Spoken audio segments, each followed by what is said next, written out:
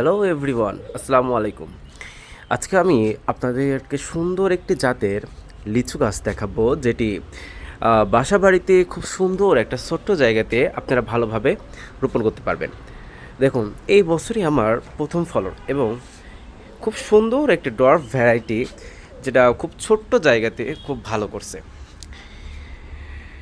ইনশাল্লাহ এবার ভালো ফ্রুটিং হয়েছে, মোটামুটি খারাপ না, অ্যাভারেজ।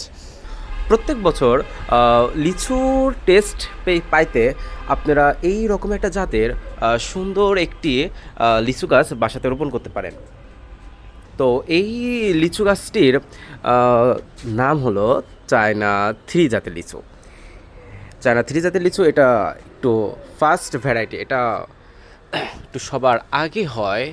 দেখুন, এখন অনেক গাছে মুকুল আছে, কিন্তু আমার গাছে ফ্রুট সেটিং হয়ে গেছে। দেখছেন, সুন্দর সুন্দর ফ্রুট সেটিং হয়ে গেছে।